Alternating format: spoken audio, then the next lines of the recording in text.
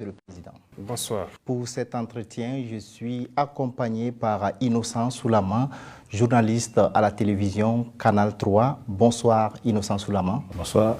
Bonsoir Monsieur le Président. Bonsoir. Chers téléspectateurs, trois principaux points seront abordés au cours de cette grande interview. Il s'agit notamment de la guerre contre les groupes armés terroristes, des réformes de l'État et de la gouvernance et bien entendu des questions de développement. Monsieur le Président, merci de nous recevoir au palais de Koulouba pour parler de la situation nationale et de la conduite de la transition. Aujourd'hui, plus de 7 mois après votre arrivée au pouvoir, comment vous vous sentez avec cette tâche titanesque de reconquête du territoire national? Merci à vous.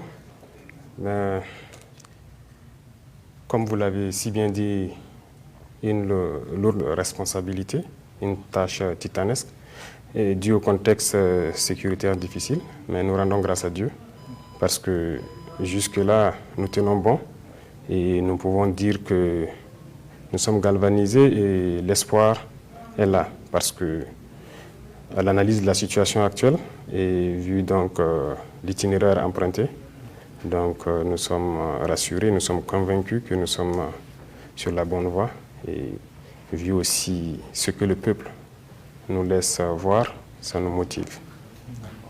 Alors justement, lors de votre première grande interview avec la presse, vous affirmiez que la guerre n'a pas encore commencé. C'était en début février. Aujourd'hui, où en sommes-nous? La guerre a-t-elle commencé? Merci. Je vois qu'il y a eu beaucoup de polémiques autour de la question. Je peux dire aujourd'hui que nous sommes à l'introduction. Nous avons introduit la guerre. Voilà. Des phases plus intenses viendront. Mais pour l'instant, ça a été introduit, comme ce que vous pouvez constater avec des opérations ça et là. Mais des phases plus intenses viendront au fur et à mesure que nos capacités opérationnelles et surtout logistiques vont monter. Justement, ces derniers temps, l'armée mène régulièrement des frappes aériennes contre les positions des terroristes. La guerre est-elle seulement aérienne? Non, la guerre n'est pas seulement aérienne. Mais c'est plusieurs phases que je ne peux pas vous décrire ici. C'est tout un plan qui est là. Et il y a une phase importante. Et chaque étape, vous allez aussi sentir les changements. Aujourd'hui, certes, il y a beaucoup de frappes aériennes, mais au sol, les troupes progressent. Et comme vous pouvez le constater très souvent, ils sont à l'offensive vers l'ennemi. Et donc, ce n'est pas uniquement aérienne. Mais nous avons besoin aussi de cette phase aérienne pour le renseignement et l'appui. Justement, Monsieur le Président, parlons justement donc de la guerre et de sa notion. Beaucoup vous reprochent justement donc cette stratégie, la guerre, elle est coûteuse. Comment vous expliquez aux Burkinabés cette option? Mais la guerre, nous ne l'avons pas choisie. Elle nous a été imposée et nous la ferons. La guerre n'est pas coûteuse, elle n'est pas plus coûteuse que nos vies que nous perdons. Donc, il faut la faire. C'est la seule option qui est là. Voilà. Je ne sais pas si vous avez d'autres options, mais pour nous, c'est la guerre. On nous a attaqués, on se défend et nous allons nous défendre. Nous allons défendre notre territoire, coûte que coûte, vaille que vaille. Alors, dans cette guerre, Monsieur le Président, quelle est la situation sur le terrain quand on voit toutes ces offensives qui sont menées par l'armée burkinabé? Bien sûr, la situation sur le terrain, il faut reconnaître que les FDS et les VDP que nous avons sont engagés.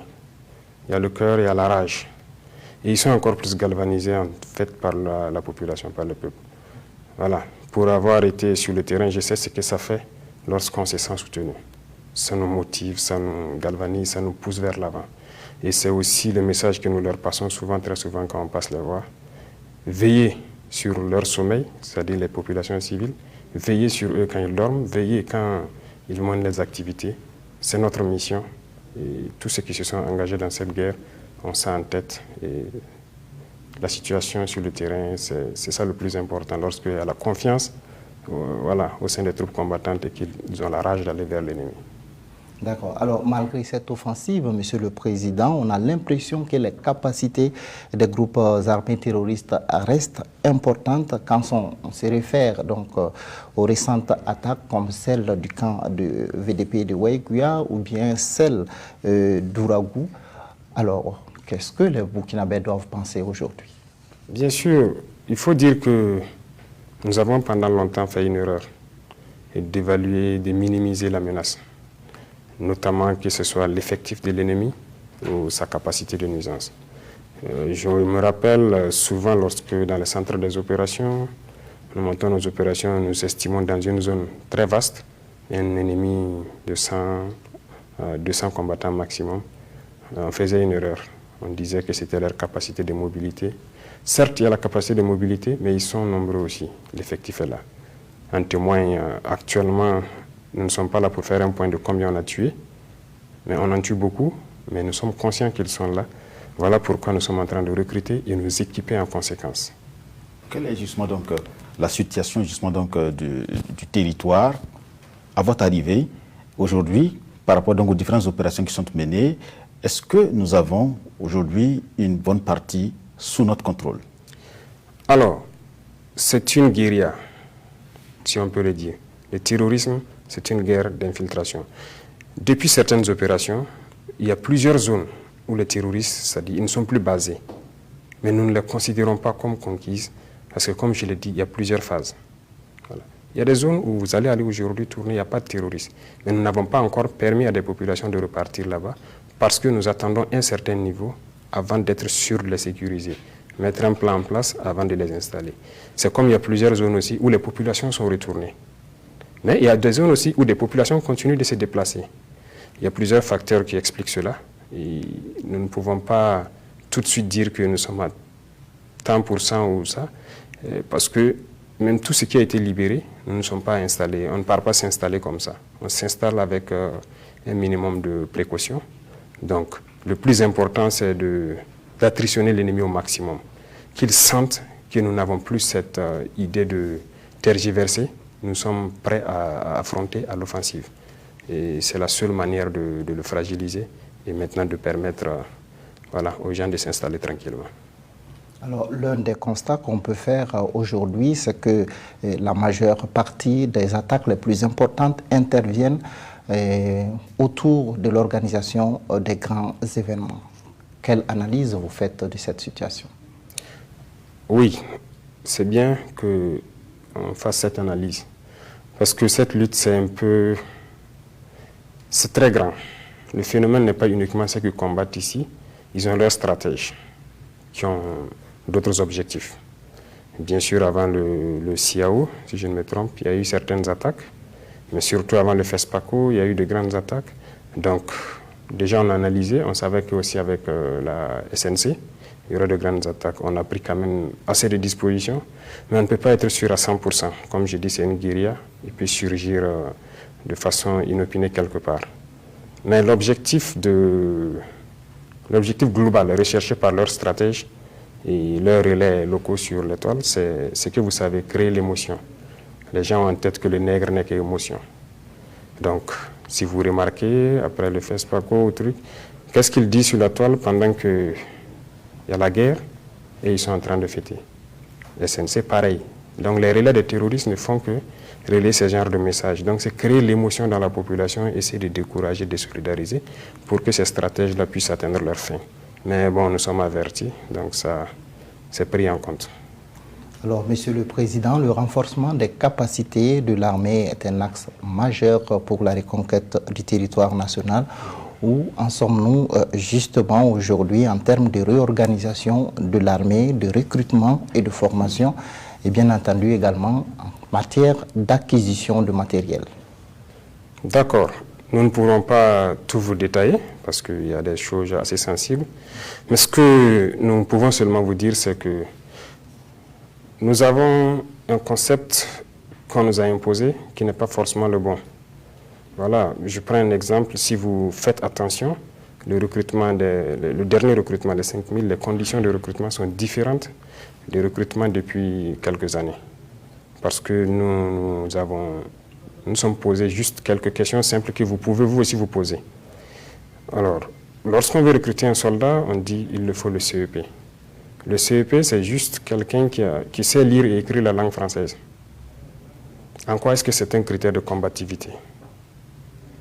Lorsqu'un soldat est recruté, pour avoir du galon, c'est-à-dire pour faire le certificat d'arme numéro 1 ou numéro 2, il faut impérativement qu'il sache écrire et lire le français. En quoi est-ce que c'est un critère de combativité? Donc c'est ce que nous avons vu et nous avons compris que la combativité, être combattant, n'a rien à voir avec le diplôme. Les terroristes, tels qu'ils sont, ils n'ont pas le premier diplôme militaire, ils n'ont pas. Mais ils combattent de grands diplômes.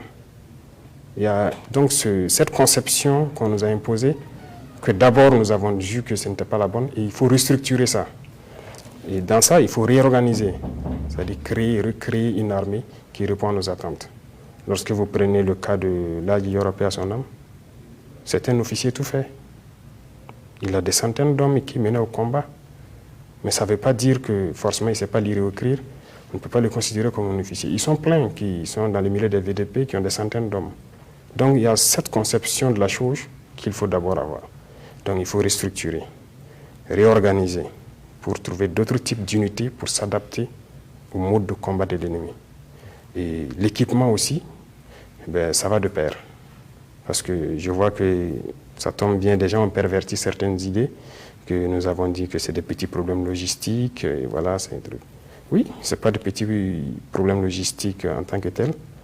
Nous avons dit petits problèmes logistiques parce que nous avons résolu ces problèmes-là. Je vais vous dire quelque chose. Quand vous prenez le côté équipement, alors, il n'y a pas bien longtemps, nous étions là, nous voyons. Dans l'armée, peut-être vous allez trouver 4 à 5 soldats, peut-être pour une Kalachnikov. Lorsque les gens sont sur le terrain, ceux qui partent les relever venaient s'entasser à Fada, à Kaya, pour attendre que d'autres ramènent les armes et les moyens avant qu'eux ne repartent. Même les équipements individuels, gilets, casques et tout. Mais en quelques mois, nous avons résolu ce problème. Aujourd'hui, nous sommes en mesure, chaque soldat est en mesure d'avoir une Kalachnikov, ses 4 chargeurs, gilet, casque. Ça, c'est résolu. C'est ça le petit problème logistique. Mais bon, on nous a longtemps fait comprendre que c'est difficile d'avoir les armes, c'est ci, c'est ça. C'était du mensonge, je peux dire. Nous l'avons acquis en quelques mois, les gens sont équipés, les VDP qui sortent par milliers, que vous voyez même ceux qui sont un truc, ils sont équipés, formés, gilets, casques, armes, vous remarquez sûrement à travers les reportages sur le terrain, ils sont équipés. Donc, ça va de pair, et l'équipement tactique et l'équipement stratégique, ça vient. Voilà pourquoi nous disons que nous sommes à l'introduction, parce que nous sommes peut-être à 1/10 de ce que nous souhaitons. Voilà. D'accord. En termes de réorganisation de l'armée, vous avez procédé à la création donc, de nouvelles régions militaires. Aujourd'hui, est-ce que ce dispositif est opérationnel sur le terrain? Il est en train d'être opérationnel. Voilà. C'est un dispositif qui a été pensé, qui a été mis en place, mais c'est un processus. Comme je vous dis, il y a le problème d'effectifs qui est là, mais les recrutements sont là pour ça, pour combler ce vide. Et au fur et à mesure, et tous ils seront étoffés pour se mettre en place. Voilà. Nous ne réfléchissons pas aujourd'hui tout de suite, nous voulons mettre une structure, une armée forte, voilà, qui doit pouvoir répondre donc aux besoins donc, de la population. Monsieur le Président, notre armée aujourd'hui, aussi avec les VDP qui combattent, quel est aujourd'hui le niveau du moral de la troupe et quel est donc le niveau de motivation? Parlons de primes, mais est-ce qu'aujourd'hui ce sont des questions aussi résolues? Aujourd'hui, vraiment nous pouvons dire les combattants sur le terrain, ils sont motivés. Ils sont plus que motivés, ils sont galvanisés. Et souvent, nous parlons même je vois certains qui s'amusent à faire des vidéos, des petites vidéos, pour prouver qu'ils sont prêts à combattre, ils sont prêts à défendre leur population et tout. Ben, nous les sensibilisons que ce n'est pas, les réseaux sociaux, ce n'est pas très bien. Mais c'est pour prouver qu'ils sont très motivés. Ils sont très motivés. Et les soldats sont encore plus motivés de voir des populations qui décident de s'engager pour les accompagner. Donc, si c'est le moral, ils ont le moral. Voilà. Et ce qui est très important, c'est quand ils voient qu'on est en train d'acquérir, de se soucier du côté armement, de l'équipement et tout ça, ça motive le soldat. Alors, et la question de l'efficacité des volontaires pour la défense de la patrie sur le terrain? L'efficacité, ce n'est plus à démontrer. Ils sont efficaces. Du moment qu'ils acceptent de se sacrifier pour la patrie déjà, c'est plus qu'efficace. Nous leur donnons un b.a.-ba, mais il sera du devoir de ceux qui sont sur le terrain de continuer à les entraîner pour qu'ils deviennent encore plus professionnels. Sinon, les VDP, ils ont fait leur preuve. Il y a beaucoup de localités, vous entendez très bien, ils font leur preuve. Actuellement, ceux qui sont avec nos hommes, c'est mixé. Voilà, ils combattent très bien, et ils sont très courageux, ils sont très efficaces. Voilà. Alors, qu'est-ce que vous pensez justement de ceux qui pensaient que l'option VDP n'était pas la bonne pour le Burkina? Est-ce qu'ils ont proposé notre option? Il ne s'agit pas de critiquer, il s'agit de proposer. L'option VDP, je tiens à vous dire, ce n'est pas nous qui avons d'abord commencé ce concept VDP. Si je sais que vous êtes bien au courant. Voilà, ce concept VDP existait, mais nous avons trouvé que ce n'est pas la meilleure façon de faire. Nous avons décidé de nous impliquer plus. Les VDP étaient formés et laissés à eux-mêmes. Et nous avons jugé que ce n'était pas la bonne formule. Il faut qu'ils soient accompagnés. Aujourd'hui, les VDP, les militaires, les autres forces, police, gendarmerie, ils sont mixés. Donc les VDP ne manœuvrent plus seuls. Donc ils sont accompagnés. Donc si quelqu'un dit que ce n'est pas la bonne formule, peut-être que c'est la formule ancienne de laisser seuls aller faire ce qu'ils veulent. C'est ça la bonne formule? Je ne sais pas. Mais c'est la bonne formule. Et nous tirerons beaucoup de combattants. Je vous ai dit que c'est une porte d'entrée dans l'armée. Voilà. De ces VDP, tous ceux qui souhaiteront intégrer, nous allons les intégrer. Parce que c'est des combattants, c'est des patriotes. Justement, qu'est-ce que vous pensez du niveau de mobilisation des Burkinabés en faveur donc du fonds de soutien patriotique, qui est un fonds qui est destiné en tout cas à équiper et à soutenir les VDP sur le terrain? Je suis satisfait et vraiment c'est tout ce qui nous motive en fait. Lorsqu'on sent que le peuple a pris conscience et qu'ils ont décidé de prendre leur destin en main, ça nous motive et ça motive encore plus les soldats sur le terrain. Je vais vous dire quelque chose, il n'y a pas longtemps, il y a un chef de détachement qui a pris fonction, donc qui a relevé un autre. Il m'a laissé un message que j'ai lu et je l'ai appelé immédiatement. Il me disait qu'il arrivait dans ce village et les villageois là-bas ont cotisé, venus le remettre pour qu'ils transmettent, pour mettre dans le fonds de soutien de VDP. Et lui, il était très ému. Et quand il m'a dit, moi aussi j'étais très ému. Je me suis dit, mais comment ces gens aussi éloignés, dans cette situation sécuritaire délétère là-bas, ces soucis de cotiser pour le fonds de soutien patriotique. Et ils sont nombreux dans la brousse qui ont des difficultés, parce que pour les ravitailler, on prend souvent assez de jours pour aller les ravitailler et tout ça. Ils vivent difficilement, mais ils contribuent. Donc, n'en parlons pas de ceux qui sont en ville. On a pris beaucoup de mesures, on a instauré certaines taxes et tout. La population a accepté.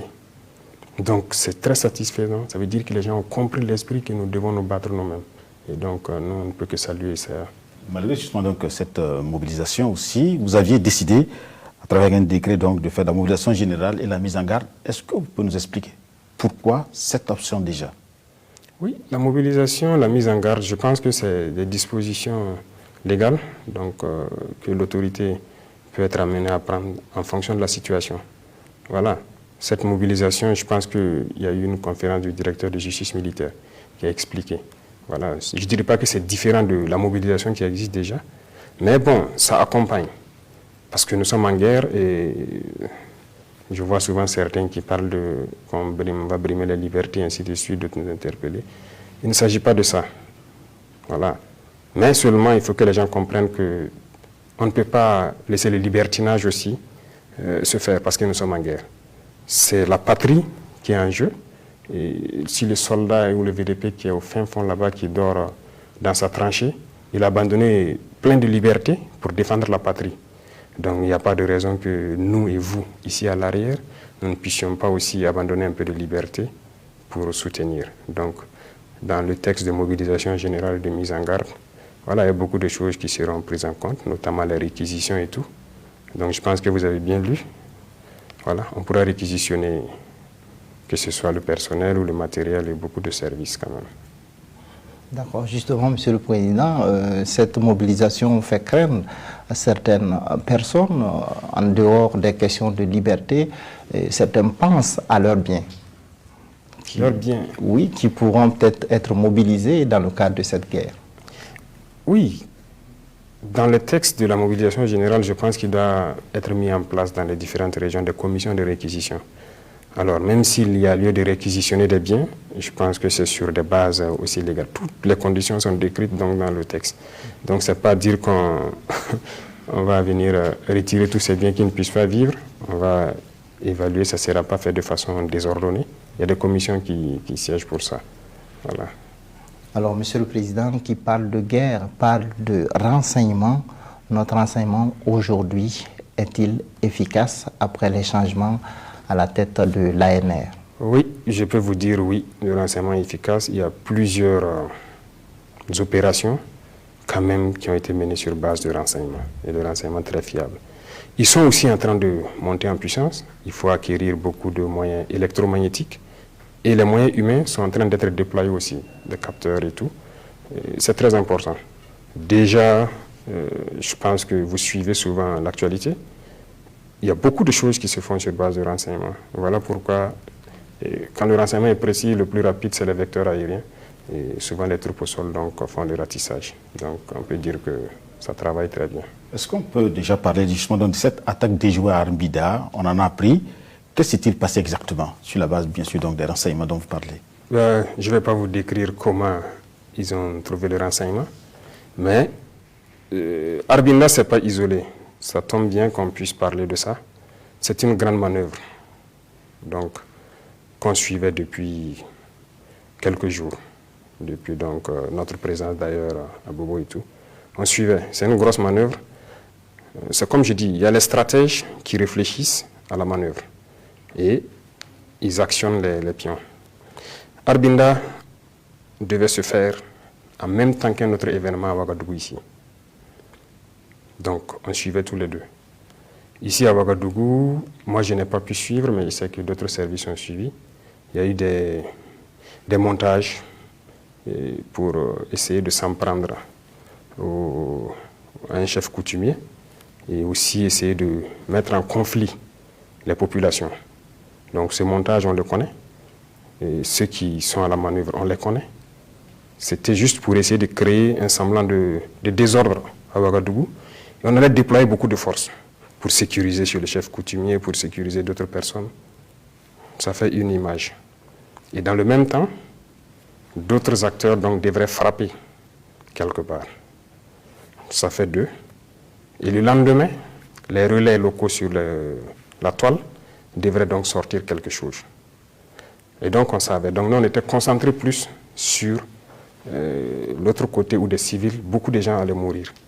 Donc on savait que l'ennemi a infiltré, il a des véhicules piégés. Et c'est où il allait frapper, on était à cette analyse jusqu'à la dernière minute où on a pu quand même savoir c'était où. Dieu merci, on les a détectés vers 1h quand ils partaient pour l'action. Et on a frappé et détruit tout. Donc, et exactement, pendant le même temps après, on a appris que l'événement qui devait se déclencher aussi a été déclenché. S'ils avaient réussi leur coup, on aurait dit qu'il y aurait beaucoup de morts. Pendant ce temps, on déploie des forces ici pour soi-disant protéger le pouvoir. C'est ce qui allait sortir le lendemain. Voilà, pendant que les gens meurent, ils sont là à déployer des troupes pour juste garantir leur pouvoir. Ils allaient accentuer sur ce phénomène. Donc c'est pas... rien n'est anodin. Et beaucoup de choses sont liées. Alors, ça nous permet de parler de ces velléités de déstabilisation du pouvoir. Est-ce que ce sont des informations qui sont avérées? Bien sûr, c'est avéré. Nous vivons cela depuis, je dirais, novembre, décembre. Écoutez, la décision, l'itinéraire emprunté ne plaît pas forcément à tout le monde. Et souvent, quand on parle de l'impérialisme, ce n'est pas forcément ailleurs. C'est ceux-là qui sont là. Les Burkinabés, les Noirs ici, avec nous. Ils sont là, ils sont pleins, qu'on connaît, mais pas forcément que... Beaucoup nous ont reproché d'être trop gentils, et je pense qu'à partir d'un moment, ils vont arrêter d'être gentils. Voilà. Beaucoup de choses sont connues, ces velléités existent. Il y a plusieurs plans. Je vous ai expliqué tout de suite ces plans lorsque les fêtes arrivent. C'est un gros plan. Lorsqu'il y a des événements, on crée d'autres événements pour juste créer l'émotion. Le cas de Arbinda, il y a beaucoup d'autres choses. Voilà. De l'argent rentre, ça circule, on voit tout pour essayer de créer d'autres organisations, voilà, qui sont payées ainsi de suite. Mais je pense que la justice est souvent saisie pour certains cas, mais peut-être qu'on va mobiliser d'autres aussi pour les permettre d'aller défendre la patrie au lieu de chercher à déstabiliser, parce que nous voulons être concentrés sur la guerre. Alors justement, Monsieur le Président, vous dites que les renseignements ont des informations sur ces personnes, des individus qui cherchent à déstabiliser le pouvoir en place. Est-ce que justement, il y a des arrestations ou des procédures en cours donc, pour pouvoir juger ces personnes? Ces personnes sont très intelligentes. Et ces personnes sont manipulées par des gens qui nous ont peut-être légué nos textes. De notre constitution jusqu'à notre droit et tout, bon, ce n'est pas nous qui l'avons créé, on a copié et collé. Donc ces gens connaissent la limite de certains textes. Et ils exploitent cela, et comme on est dans un état de droit, ils disent à leur relais sûrement, faites ça, ils ne pourront pas faire ça, parce que vu en fonction des textes, ils ne peuvent pas. Et réellement, la justice a beaucoup de peine. Voilà, parce que aujourd'hui, pour avoir ce qu'on appelle des preuves, c'est un peu difficile souvent.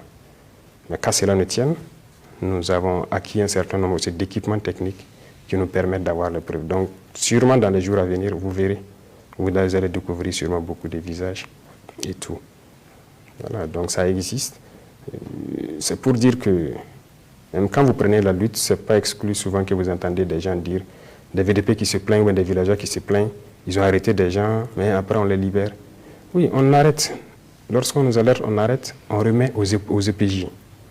Mais s'il n'y a pas de preuve, parce que le villageois ne pourra jamais filmer le gars avec une Kalachnikov ou un truc, c'est ce que le terroriste même exploite, nos textes. Il sait que tant qu'on n'a pas de preuves tangibles, on ne peut rien faire. Et donc beaucoup de gens sont arrêtés, mais libérés à la suite. Mais bon, ce n'est pas la faute à ceux qui arrêtent ou bien la faute à la justice. Ils se basent aussi sur nos textes, donc ça fait partie des réformes aussi. Et pourtant, on vous accuse de ne pas observer bien sûr donc des procédures sur les droits de l'homme. Les droits de l'homme. Je ne savais pas que j'étais accusé de ne pas observer des procédures. Je suis en train de l'apprendre. Sinon, si on ne respectait pas les droits de l'homme, il y a quand même plusieurs personnes qu'on avait déjà arrêtées, hein, beaucoup de personnalités, si on peut le dire ainsi. C'est parce qu'on laisse la justice faire son travail vraiment que voilà. Mais je vous ai dit, si certains débordent trop et que ça peut jouer sur la patrie, comme ce qui est en train d'arriver actuellement, nous allons nous excuser et en vertu donc d'autres textes tels que la mobilisation générale, nous allons permettre à d'autres d'aller défendre la patrie au lieu de trucs. Sinon, nous sommes de grands défenseurs des droits de l'homme. Le droit de l'homme, ça commence par quoi? Le droit à la vie. Nous sommes des soldats et tous ceux qui se battent, leur mission première, c'est quoi? C'est de protéger la vie. Si on nous dit qu'on ne respecte pas les droits de l'homme, ça c'est un peu malhonnête. Justement, Monsieur le Président, cette question nous permet d'aborder le sujet sur les allégations de violation des droits de l'homme actuellement au Burkina Faso avec la dernière attaque donc, qui s'est produite à Karma. Alors, qu'est-ce qui s'est-il exactement passé dans ce village situé à une vingtaine de kilomètres de Waïkouya? Alors, je vais profiter donc témoigner toute ma compassion aux victimes de Karma et à toutes les victimes du terrorisme. Ce n'est pas la première fois que ça arrive et je pense que actuellement, si je ne me trompe, le DGM et d'autres membres de l'exécutif sont en train de rencontrer certaines structures pour les expliquer un certain nombre de choses. Et aussi les dossiers qui sont déjà à la justice militaire et qui font l'objet d'enquêtes. Et les enquêtes sont en cours. On attend que les enquêteurs fassent leur travail et que les gens évitent de tirer des conclusions hâtives. En tant que chef de l'État, quel était votre ressenti quand vous aviez appris justement donc ce drame? Pour ceux qui me connaissent, on est forcément meurtri.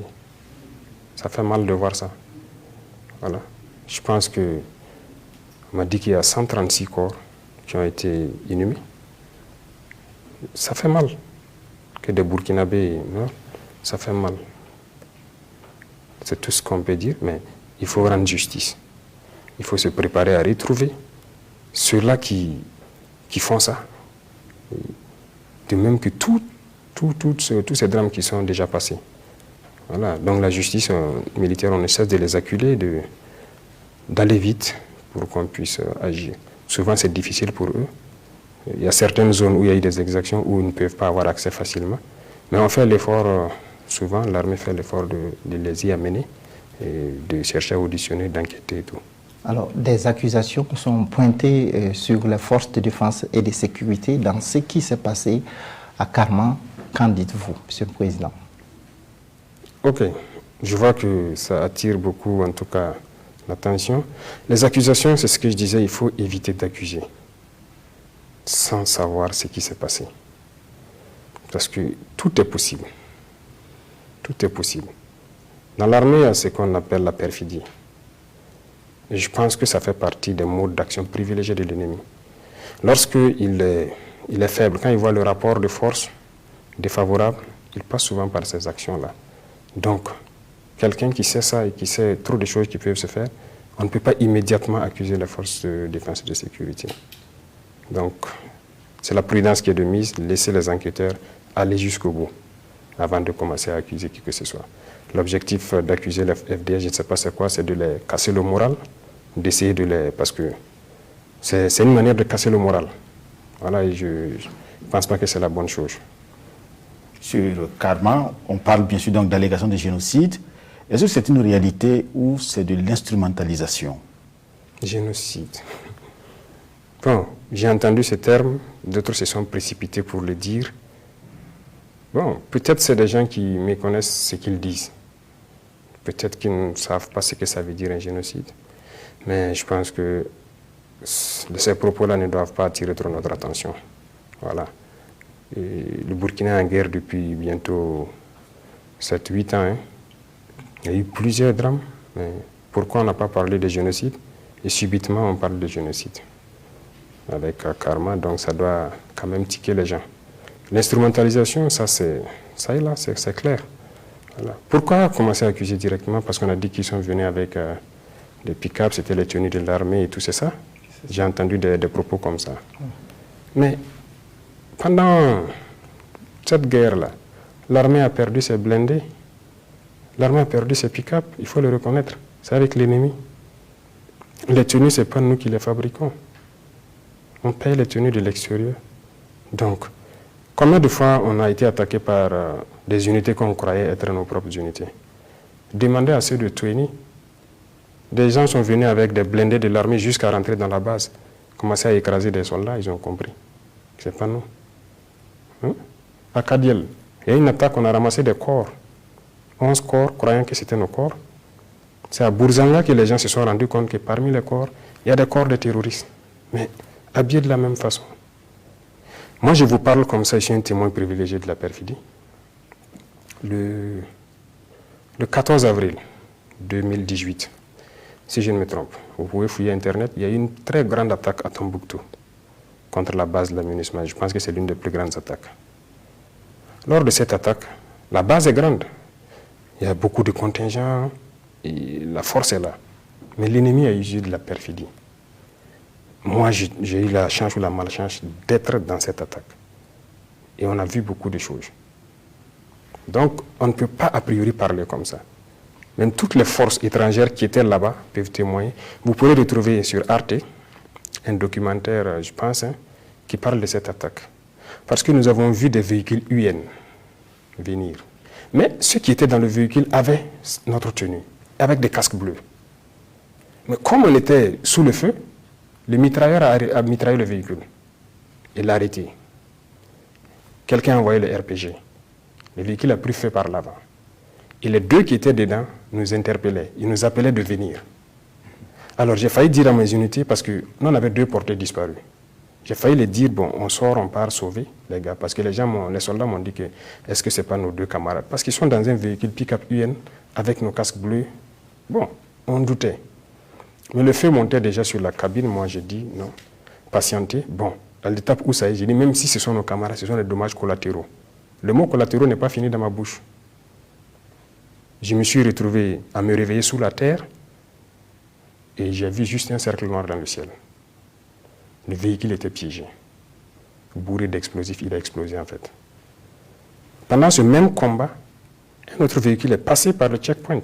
Un véhicule donc immatriculé FAMA, un pick-up, mais avec des forces qui semblaient être des forces françaises, de Barkhane. Des gens à la peau blanche, avec tout, la tenue française, les écussons de l'armée française, ce qui donc a fait que les soldats ont soulevé la barrière. Parce qu'ils se sont dit que c'est une unité amie qu'ils ont recueillie. Ils ont roulé tranquillement jusqu'à la porte de Barkhane. Tout le monde connaît cette histoire. Et lorsqu'ils sont arrivés, ils ont débarqué. Je pense que des soldats sont venus pour ouvrir, pour voir ce qu'il c'était. Et le véhicule a explosé. Plusieurs soldats de Barkhane ont été blessés. Et j'espère qu'ils se sont bien rétablis. Donc, sur le terrain, nous connaissons l'histoire de cette guerre. Et il faut éviter autant que possible de ne pas aller dans ce sens-là. Donc, on attend que les enquêtes finissent pour dire qui était là-bas, qui a fait quoi. Voilà, donc c'est des exemples, il y en a plein, vous pourrez vous renseigner. Monsieur le Président, votre ministre de la Défense a évoqué hier justement donc une coalition, la notion de coalition internationale contre le Burkina. Vous, chef de l'État, est-ce que vous assumez justement donc de telles notions? Assumer de telles notions, il s'agit d'analyser et d'observer ce qui se passe. D'abord, nous sommes en guerre et la guerre est arrivée à une étape assez importante. Et il y a des choses, c'est normal que les gens se posent des questions. Quand on prend le côté équipement, ils sont nombreux ces pays-là qui ont refusé de nous vendre l'équipement. Refusé catégoriquement. D'autres nous ont dit qu'ils ne nous vendent pas ce qui est létal. Ça veut dire les armes, ils ne nous vendent pas. Donc peut-être que c'est avec les cailloux qu'on va combattre l'ennemi, je ne sais pas. Et même ça, même ce qui n'est pas létal, en termes de blindés et autres, ils sont nombreux ces pays qui refusent de nous vendre. On s'est tourné vers d'autres pays pour acheter. Mais ils sont encore nombreux ces pays qui viennent s'offusquer pour qu'on ne parte pas payer avec ces États. Bon, ce genre de comportement, qu'est-ce que vous voulez? C'est compliqué. Aujourd'hui, vous avez parlé du terme génocide qui est sorti à un moment particulier. On regarde l'agissement de beaucoup de gens. Nous voyons certaines choses, mais seulement nous continuons de communiquer pour dire aux gens d'arrêter. Le peuple burkinabé a choisi son destin, d'assumer son destin. Il faut respecter ce choix. Voilà, donc c'est ce que nous pouvons dire. Le reste, c'est à nous de nous préparer à toute éventualité. Alors, cela nous donne l'occasion, Monsieur le Président, de parler justement des sources économiques de financement des groupes armés terroristes. Qui financent ces terroristes? Les terroristes, ils ont beaucoup de sources. Mais au fil du temps, nous découvrons aussi beaucoup de choses. Il y a des nationaux qui les financent indirectement sans savoir. Des gens qui les vendent des choses parce qu'ils payent cher. Ils ont l'argent. Donc, ça, c'est une source. Il y a nos bétails qu'ils vendent à l'extérieur, qu'ils achètent très bien. C'est une source. Il y a leur paillage qui est là. C'est une source. Et aussi, dernièrement, on a arrêté des gens à Ouagadougou. On était beaucoup étonnés. Ils viennent par lot entre 30 000 et 60 000 euros. Donc, ils ont cette devise étrangère, tout neuf. Et ces individus étaient venus de Djibo, d'Iguel Djibo, pour venir faire le change à Ouagadougou et repartir. Bon, on se demande donc d'où vient ça. Donc, plusieurs fois, on a intercepté ces cas-là avec des devises étrangères. Et ça se pose beaucoup de questions quand même. Donc, ils ont du financement, ça c'est sûr. C'est sûr. D'accord. Alors, ça nous donne l'occasion aussi de parler de la violation de l'espace aérien par des aéronefs. Ce n'est pas des cas nouveaux. Alors, aujourd'hui, le phénomène se poursuit? Oui, je pense que le ministre en a parlé hier, non? Ça se poursuit et nous ne manquons pas de notifier souvent à ceux-là qui sont les auteurs. Parce que nous, dans la plupart des cas, nous arrivons à identifier les aéronefs et souvent, il nous arrive de les interpeller.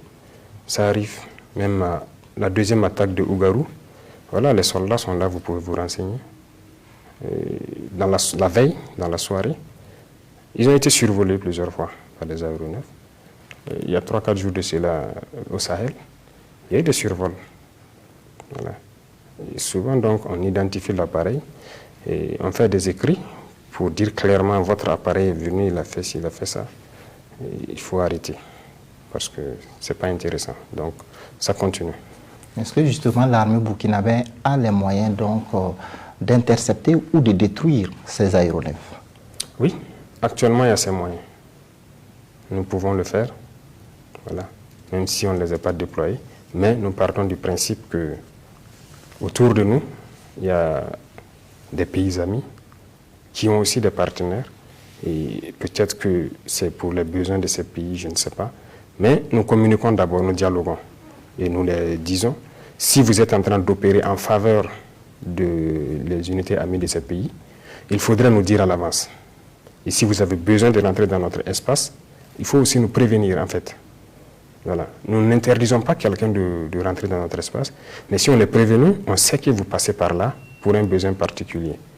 Parce que souvent, pour attaquer les groupes armés, on peut reconnaître qu'il faut aussi avoir un autre angle d'approche. Mais lorsque nous ne sommes pas prévenus, ça donne une autre idée. Voilà pourquoi nous ne détruisons pas systématiquement. Donc, on détecte, souvent on fait les notifications, et plusieurs fois ils ont reconnu avoir donc être rentrés, et voilà, pour des missions d'appui à d'autres unités amies, des pays amis. Monsieur le Président, tout à l'heure, vous parlez bien sûr donc, de l'attaque de Ougarou. Parlons bien sûr donc de la première attaque. Quand même, Ougarou, c'est dans une zone quand même un peu difficile, beaucoup isolée. Mais quand on regarde donc cette première attaque, au moment où les événements se déroulent, les réseaux sociaux sont inondés sur le bilan.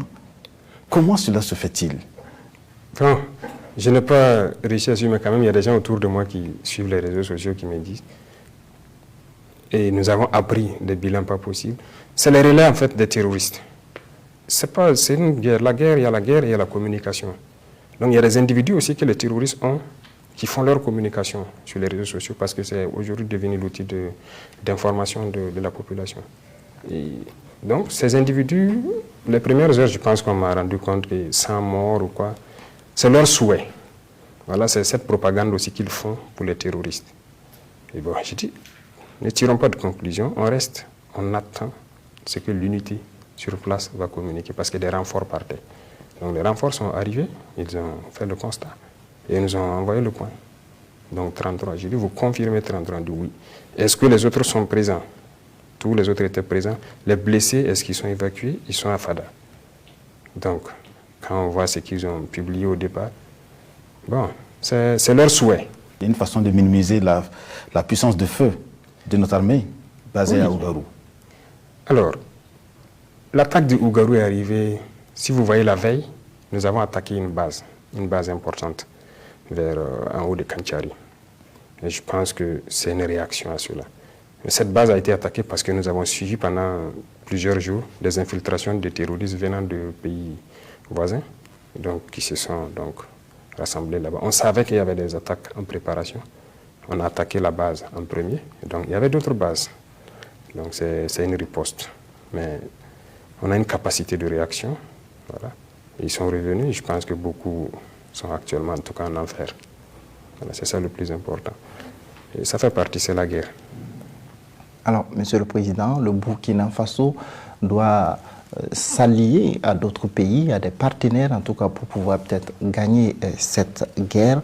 Aujourd'hui, après le départ de l'armée française, qui sont les alliés du Burkina Faso dans la guerre contre le terrorisme? On a beaucoup d'alliés. Voilà. Le départ de l'armée française même ne signifie pas que la France n'est pas un allié. L'ambassade française est là. Mais on a des alliés stratégiques aussi. Voilà. On a de nouvelles coopérations. On a la Russie, par exemple, qui est un allié stratégique.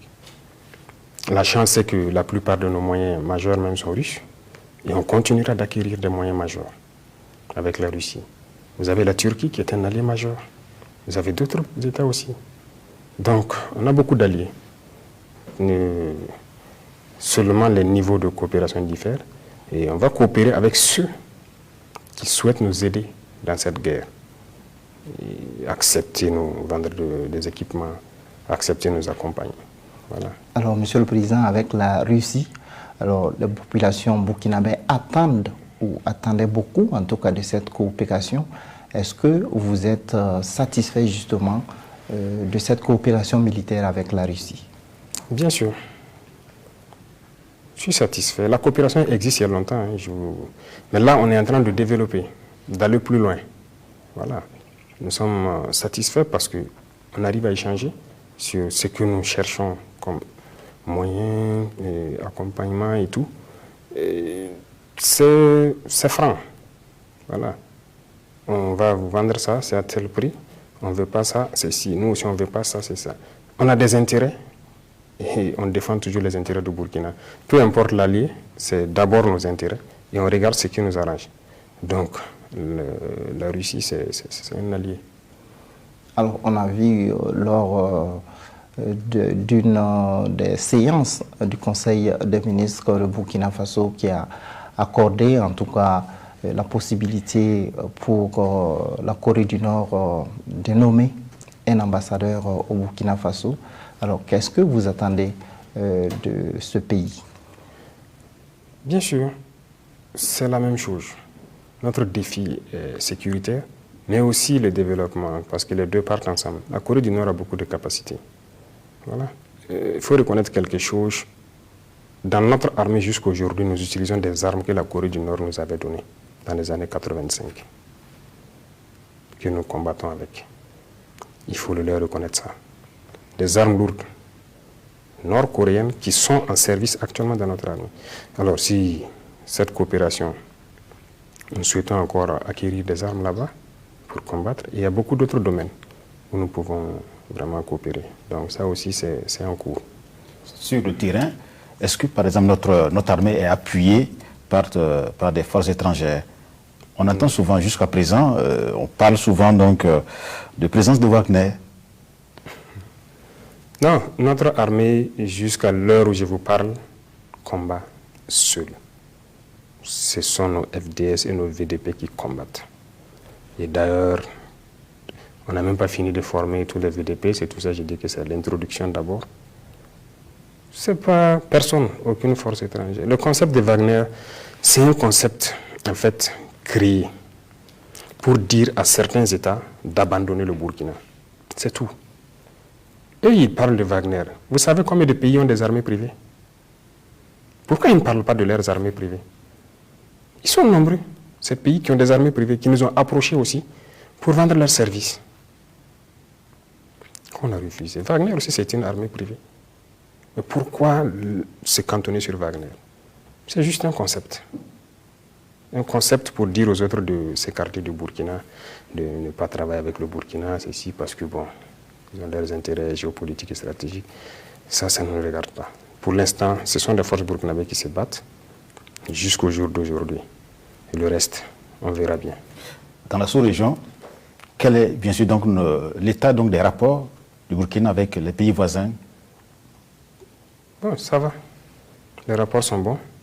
Et ce qui nous préoccupe tous dans la sous-région actuellement, c'est la sécurité. Et nous avons plusieurs échanges, nous avons plusieurs rencontres. Je pense qu'avec la plupart des pays, nous avons en vue des opérations. Certes, d'autres même s'impatientent parce qu'ils veulent commencer rapidement, mais nous avons plusieurs fronts. Donc, d'ailleurs, on profite à s'excuser auprès de certains de ne pas aller aussi vite qu'ils le pensent. Nous avons des centres d'intérêt. En fonction de nos renseignements, nous décidons de concentrer nos efforts ici ou là. Et au fur et à mesure que nos capacités en effectifs et en matériel montent, en mesure de pouvoir combattre sur tous les fronts. Voilà, sinon, c'est la préoccupation majeure, le sujet de nos débats, c'est la sécurité. Et donc, ça va. Il y a eu récemment, bien sûr, donc, des propos d'un général d'un pays voisin, bien sûr le Niger, qui a accusé le Burkina Faso quand même d'être abandonné par d'autres pays. Nous ne bénéficions d'aucun soutien. Notre armée semble ne pas être efficace. Comment vous avez vécu ces propos, vous, en tant que chef de l'État? Non, moi, c'est des cas isolés. Ces propos, ça ne nous affecte aucunement parce que je ne sais même pas s'il est vraiment un général de l'armée nigérienne. Parce que l'armée nigérienne, les combattants de l'armée nigérienne, comme je le dis, et nous, on se respecte bien, on travaille bien ensemble. Donc si quelqu'un est loin des combats, il raconte d'autres choses. Bon, ça n'engage que lui. Hein. Nous, qu'on soit isolés ou abandonnés, mais on se bat. Notre peuple nous soutient. C'est d'ailleurs très bien. Tout ce que nous achetons, c'est au budget national. C'est le peuple qui contribue. Voilà. Et c'est une fierté. Ces propos de ce monsieur, il ne faut pas trop prendre en compte. Voilà. Alors, le Mali et le Burkina, c'est un tandem qui marche bien dans la lutte contre le terrorisme? Bien sûr. Ça marche très bien. Aujourd'hui, je peux dire que ça marche très très bien. Et nous arrivons à opérer ensemble. Les aéronefs burkinabés rentrent au Mali. Le renseignement aussi, ça est là, on partage. Les aéronefs maliens rentrent, souvent même quand ils sont fatigués, ils peuvent se reposer à Ouaga ou à Bobo. Et quand ils veulent, ils repartent. Donc, c'est devenu le même territoire. Voilà. Ils peuvent même stationner autant qu'ils veulent ici. C'est le même ennemi qui bouge entre nous deux, donc ça se passe très bien. Voilà, donc il n'y a pas de souci sur ce plan. Alors, Monsieur le Président, on va aborder peut-être le deuxième point de cet entretien. Il s'agit donc des réformes de l'État et de la gouvernance. Justement, sur ce plan, qu'est-ce que le gouvernement de la transition fait sur le terrain pour pouvoir réformer l'État et lutter contre la corruption? Bon, il y a beaucoup de réformes en cours. Et la réforme majeure pour lutter contre la corruption, si vous voulez, c'est la digitalisation. Voilà. Déjà, on commence par nous-mêmes, FDS. Je pense qu'il y a une application qui a été testée à Ouagadougou pour ceux qui ont pu circuler, le e-contravention, qui a été créé pour déjà que les citoyens puissent payer lorsque ils sont amendés, si on peut le dire, qu'ils puissent payer directement au trésor à travers une application, que l'argent ne circule pas. Parce que lorsque chaque année le RENLAC fait la publication des structures les plus corrompues, on se rend compte que les porteurs de tenue sont chaque fois en tête. Et on commence d'abord la lutte par là-bas. Il y a bien sûr d'autres secteurs qu'il faut dématérialiser. Ça a été lancé et c'est en cours. Parce que c'est un processus qui avait été bloqué, comme vous avez pu voir les rapports. C'est le seul moyen de lutter contre la corruption, lorsqu'on dématérialise les procédures et qu'on digitalise certains trucs. Donc on est lancé sur ça. Là, ça permet de ne pas pouvoir tricher. Sinon, c'est un phénomène qui détruit quand même notre pays. Donc plusieurs réformes sont en cours dans plusieurs ministères, prenant en compte ce volet-là. Alors, toujours sur ce plan, la cession de certaines mines, notamment celles de Tambao et de Ineta, donc, sont considérées par certaines personnes, certains analystes, comme étant des cas de corruption au sein du gouvernement. Bon, nous avons entendu ces analystes-là. Qu'est-ce qu'ils proposent, ces analystes? C'est trop facile de s'asseoir sur un plateau et débattre de très mauvaise foi, peut-être. Qu'est-ce qu'ils proposent? Quand on prend Inata, Inata est abandonné depuis longtemps. Vous savez qui exploite Inata? Ce sont les terroristes. Peut-être que ça ne plaît pas à ces gens-là qu'on donne Inata à quelqu'un. Peut-être c'est pour ça qu'ils s'offusquent. Sinon, je pense que ça a été clairement, la procédure est claire. Ce n'est pas cédé, le montant même du permis a été diffusé, je crois. Ils vont payer, ce serait les mêmes conditions, ils vont payer les mêmes taxes, l'État a ses intérêts dedans, ils vont faire les infrastructures pour profit de la population. Tout ce qui doit être fait doit être fait. Et d'abord, pour exploiter Inata, il faut sécuriser Inata. Donc, sûrement qu'on va même plus nous aider à pouvoir sécuriser ces zones-là, à mesure qu'ils s'installent. Ceux à qui on donne tout intérêt, c'est qu'il y ait la sécurité. Mais si quelqu'un voit ça comme un problème et qu'on n'a pas été assez clair, toute la paperasse est là, ils peuvent prendre et puis se rassurer que toutes les procédures ont été respectées. Voilà ce que je peux dire. Sur le plan politique, récemment, vous avez rencontré les acteurs politiques qui sont venus exprimer leur soutien au président de la transition, au chef de l'État. Quels sont vos rapports aujourd'hui avec cette classe politique? Non, c'est des Burkinabés comme tout le monde. On reçoit presque tout le monde, il n'y a pas de problème. Ils sont venus exprimer qu'ils soutiennent. Je dis juste que le soutien doit être sincère. Voilà. Je pense que quand je les ai rencontrés, j'ai dit ça dans la salle. Il ne s'agit pas de proclamer, il s'agit de prouver, de faire. Et j'espère qu'ils vont le faire et soutenir sincèrement. Est-ce que vous avez l'impression justement qu'ils sont sincères? Moi, je ne peux pas avoir l'impression. Si je dis que j'ai l'impression, on va dire que c'est subjectif, c'est pas... Voilà. C'est à eux de me prouver. Il faut qu'ils posent des actes pour prouver qu'ils nous accompagnent. Voilà.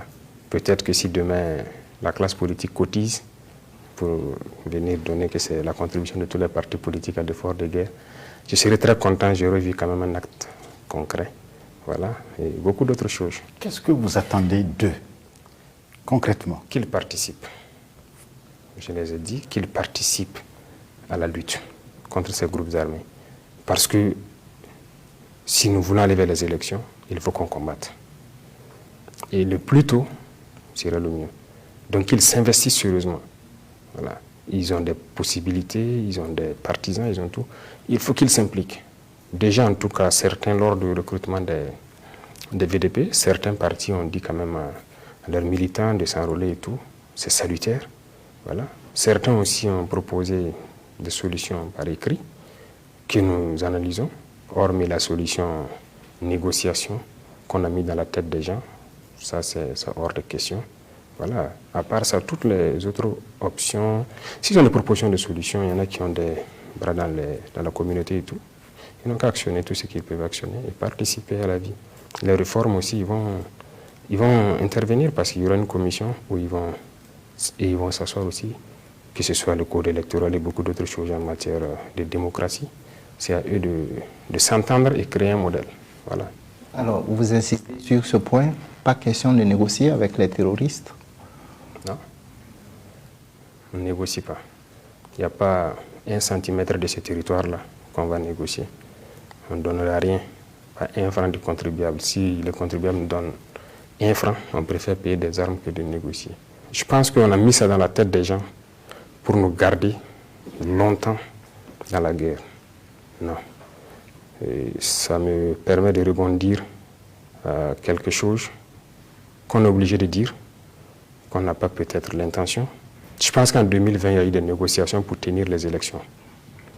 Alors, vous les journalistes, je suppose que vous avez suivi et vous savez ce que ça fait. Peut-être qu'il y a certaines choses que vous ne savez pas, mais nous, en tant que combattants, qui nous fait très mal.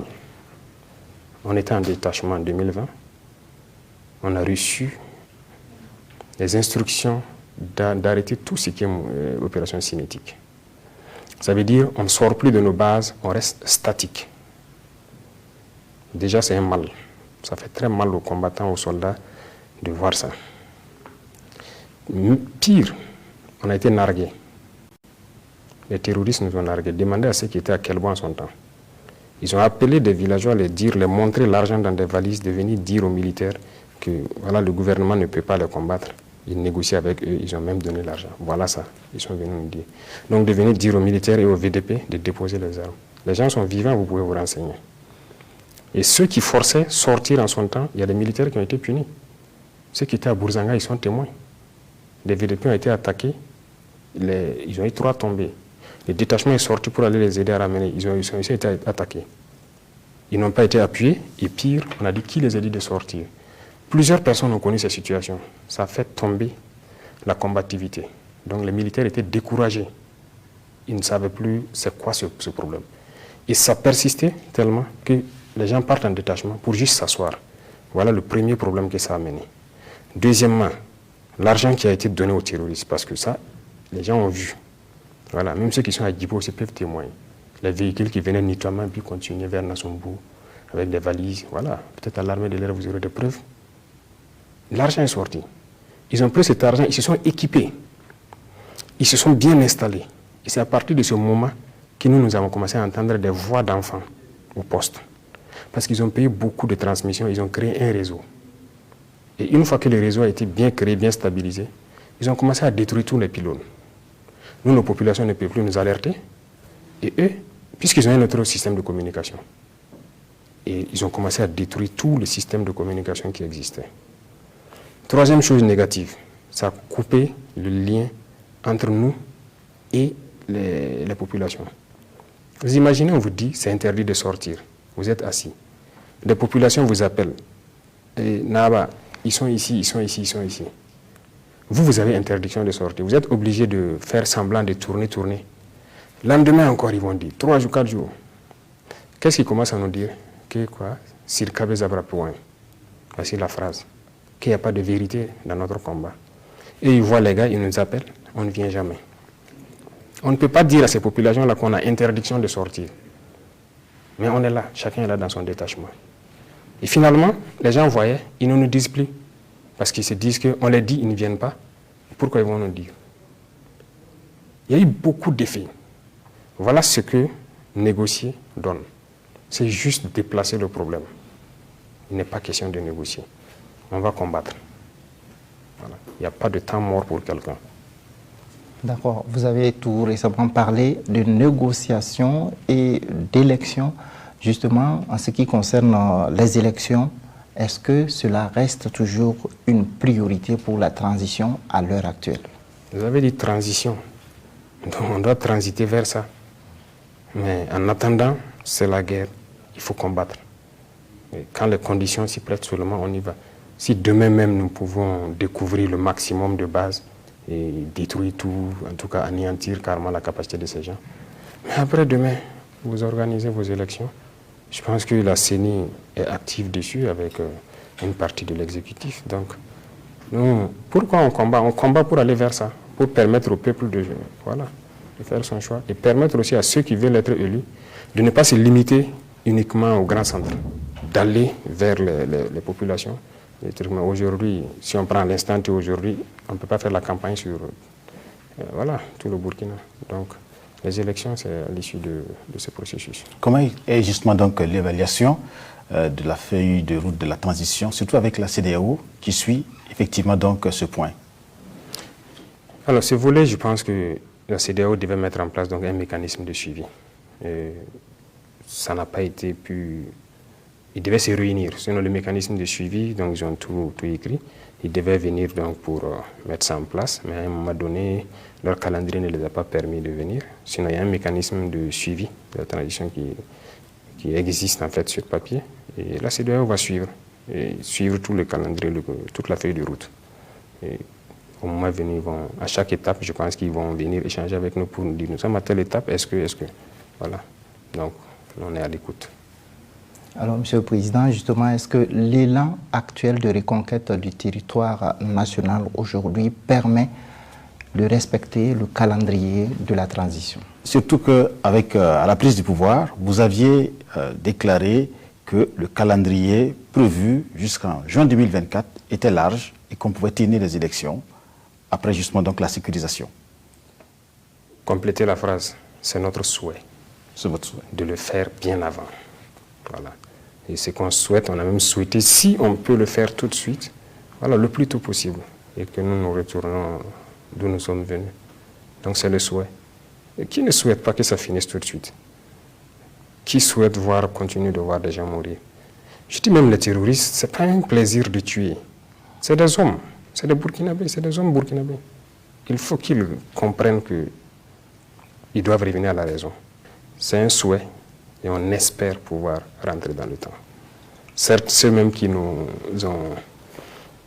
ont beaucoup parlé d'élections dès les premiers mois, novembre, décembre, beaucoup de chancelleries étrangères nous ont martelé ça ici, c'était le débat principal. Et dans le même temps, c'est même refusé de nous vendre les armes. Mais comment voulez-vous qu'on combatte rapidement pour faire les élections si vous refusez? Ils nous ont fait perdre un peu de temps.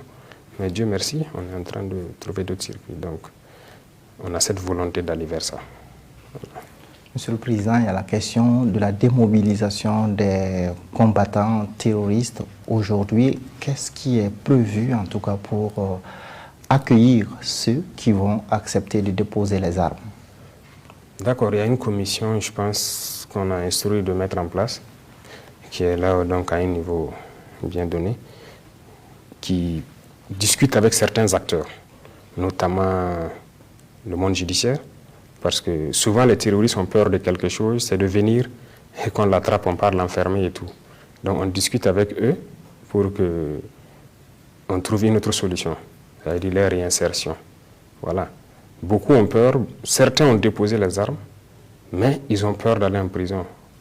Mais moi-même, je vous ai dit, je pense la dernière fois ici, attraper, enfermer, c'est pas la bonne chose. C'est pas dans nos cultures même d'ailleurs d'enfermer. Voilà, c'est la pire crainte de certains terroristes. Parce que d'autres sont démobilisés, dont parmi eux des enfants. Voilà, on a même des enfants de 14 ans dans les rangs qu'on a pris. Donc il y a un processus qui est en cours, il y a cette discussion avec le monde judiciaire.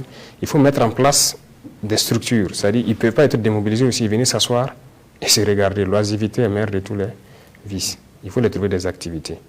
Dans ce sens, dans certaines zones, on est en train de vouloir créer des zones de pâturage avec de l'agroforesterie, c'est-à-dire des arbres fourragers qu'on va essayer de faire quand même, délimiter des zones et en faire des zones de pâturage parce que ces arbres sont bien donc pour les animaux. Et dans plusieurs autres domaines d'activité, en fonction de ce que chacun voudrait exercer, on va les permettre d'exercer. Et ils vont produire pour la population. Peut-être que la peine sera un certain nombre de travail d'intérêt public au profit donc de Burkina. Voilà, on est en train de voir, même pour les prisonniers qui sont en prison actuellement, j'ai dit au ministère de la Justice de voir donc avec voilà, nos magistrats pour qu'on puisse mettre à profit la peine travail d'intérêt public au lieu de prendre enfermé dans le noir et on nourrit, bon, ça nous fait perdre assez quand même. Dans ce sens-là, qu'attendez-vous justement donc des leaders communautaires? Bien sûr, on a eu beaucoup de rencontres, hein. Certes, souvent ce n'est pas médiatisé, on a eu beaucoup de rencontres. L'attente c'est à eux de faire revenir à la maison, d'assurer. Ces questions sont revenues justement.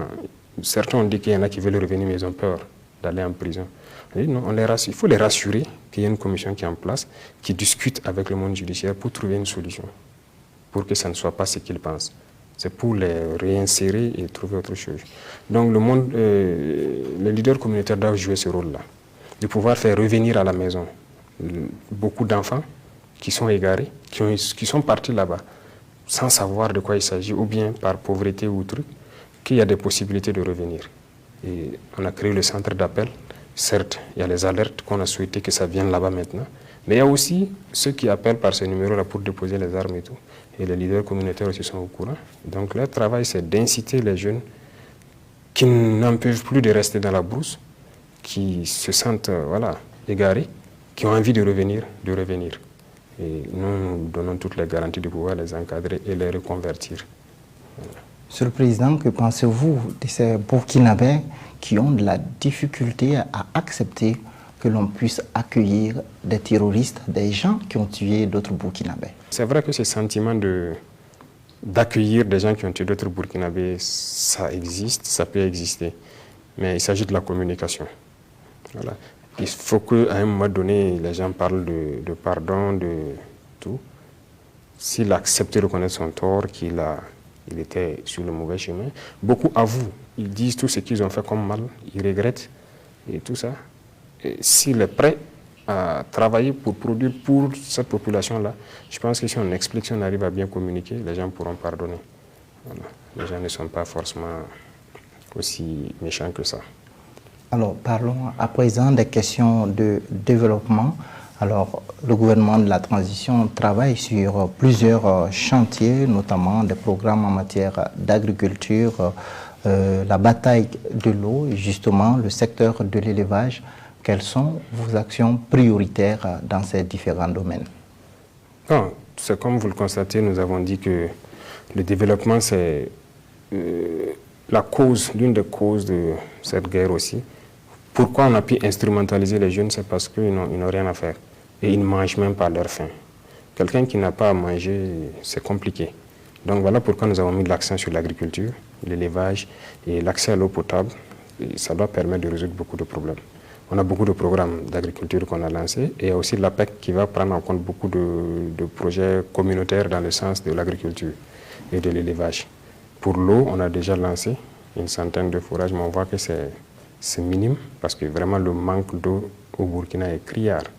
Donc nous allons continuer autant que possible pour chercher à creuser le maximum de forages, réhabiliter le maximum de barrages pour permettre aux gens de travailler.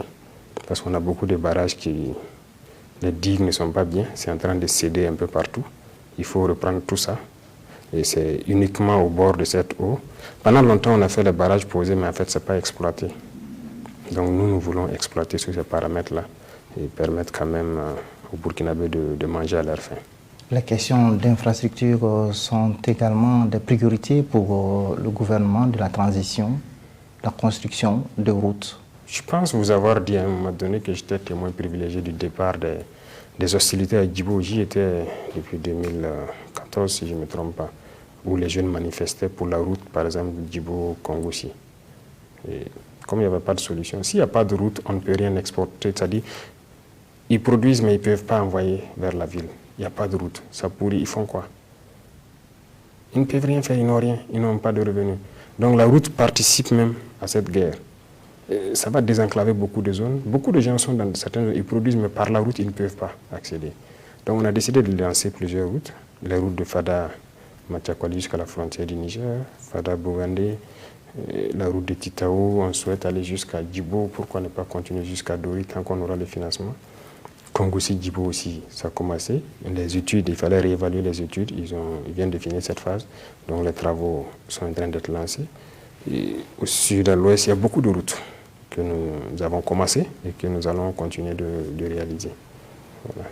Certains pensent que la transition, le gouvernement de la transition devrait se concentrer justement uniquement sur la guerre, et achever cette guerre et puis laisser les questions de développement donc, au gouvernement élu qui s'installera après. C'est la conception qu'ils ont de la guerre. La guerre, c'est un tout. Il y a les armes, mais aussi le développement. Et l'infrastructure fait partie. Je vous prends l'exemple d'une route au Mali que j'ai connue.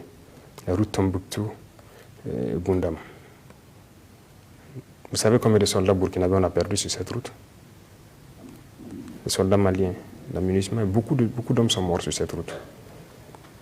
Mais le fait d'avoir bitumé cette route, la criminalité a cessé sur la route. Peut-être que ceux qui étaient là à faire les attaques revendiquaient ça. Ils avaient besoin de ça peut-être pour respirer, pour pouvoir maintenant déposer des armes, travailler et pouvoir faire passer leurs marchandises. On n'en parle plus. Ça, c'est très important. Et si les gens ne font pas attention à ça, la route contribue beaucoup à lutter contre le terrorisme. Le développement, c'est impératif. Comment l'ennemi a pu agrandir son réseau de renseignement?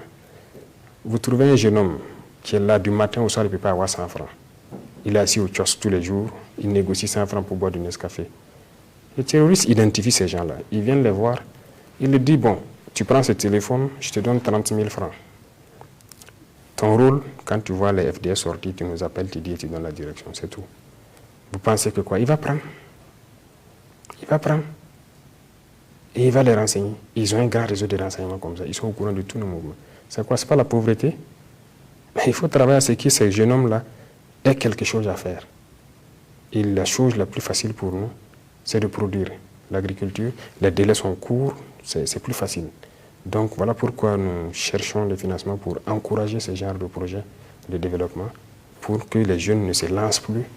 Ils seront nombreux qui, lorsqu'ils auront quelque chose à faire, même s'ils renseignent l'ennemi, maintenant il n'est plus obligé de prendre leur argent parce qu'il a quelque chose d'autre à faire. Il va arrêter ça. Donc c'est un tout, la guerre. Monsieur le Président, est-ce que l'or sorti du sous-sol burkinabé profitera désormais aux Burkinabés? Bien sûr, c'est l'objectif principal aussi. Nous avons beaucoup de mines industrielles et il faut le dire désormais peut-être, il y a des États qui exploitent nos sols ici, qui refusent de nous aider. Hein. Nous les avons interpellés plusieurs fois et j'espère qu'ils vont comprendre l'appel. Mais hormis ça, je vous disais tout de suite que l'or profite à l'ennemi. Donc nous sommes en train de réorganiser l'orpaillage traditionnel parce que c'est beaucoup de tonnes d'or qui sont produits d'abord par l'orpaillage traditionnel mais qui échappent au contrôle. Et donc ça doit nous profiter.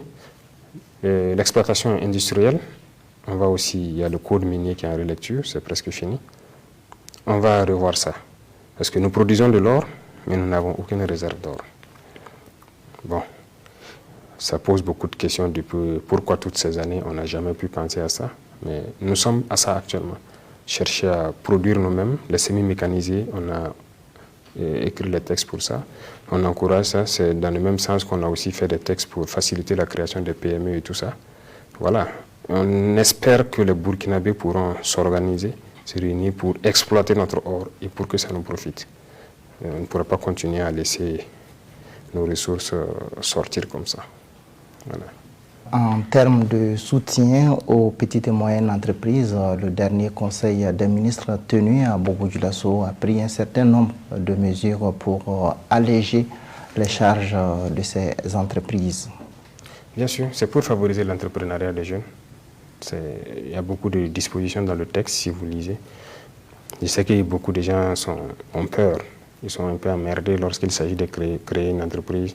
Le droit d'enregistrement, le TVA, bon, les 2 premières années, ce n'est pas évident de bien fonctionner. Donc le ministère des Finances a fait une évaluation et a vu un certain nombre de taxes qu'on a tout annulé pour permettre aux jeunes de pouvoir créer librement des entreprises et de pouvoir grandir parce que c'est un secteur quand même qui va employer beaucoup de gens. Donc c'est l'idée comme ça, c'est l'objectif. Alors, Monsieur le Président, nous sommes quasiment à la fin de cet entretien. Alors, que pensez-vous aujourd'hui de la mobilisation citoyenne autour de la transition? À quelques centaines de mètres d'ici, il y a des groupes de jeunes qui veillent jour et nuit sur la transition. Est-ce que vous êtes au courant? J'ai appris ça. Je ne vais pas dire que je ne suis pas au courant. Et je passe souvent aussi par le même... vous voulez parler du rond-point? Oui. Je les vois. Et je suis touché quand même. Je suis touché parce que c'est ça qui nous motive. C'est ça qui motive tous les combattants sur le terrain. Quand ils savent que le peuple est mobilisé derrière, ça ne peut que vous encourager à travailler pour le peuple. Parce que nous n'avons que de compte à rendre qu'au peuple. Et nous ne ferons que ce que le peuple souhaite. Donc s'ils ont compris notre mission, ils ont compris la trajectoire, eh bien nous sommes très contents. Donc cette mobilisation, on salue et on dit aux gens de continuer à maintenir la flamme et de veiller. Parce que l'impérialisme a beaucoup de plans dans son sac. Donc on salue cela. Aujourd'hui, quel message vous avez à l'endroit des Burkinabés à cette étape de la guerre et de la reconquête du territoire national? D'abord, le message, c'est que les gens puissent se mobiliser et veiller sur ce qu'on est en train d'entreprendre. Inviter certains Burkinabés à être prudents et à se départir des manipulations. Parce qu'il y a d'autres qui sont là, qui ne prient actuellement que de voir le chaos. Et on invite ces individus-là à se départir. Il y a beaucoup de choses que nous savons. Il ne faut pas qu'ils croient que nous ne savons pas. Nous savons et nous n'avons pas peur. Et si jusque-là on observe certains, il y a une limite à toute chose. Ces individus qui sont en train de chercher à perturber pour attirer notre attention ailleurs pendant qu'on doit se concentrer sur la guerre, et bientôt, je pense que ça doit s'arrêter. Et ceux qui continuent de soutenir, nous les remercions et nous les encourageons dans ce sens-là. Parce qu'ils soutiennent la transition, mais c'est surtout les combattants sur le terrain qui doivent libérer cette patrie-là, qu'ils soutiennent et ça les motive, ça les galvanise. Merci. Merci.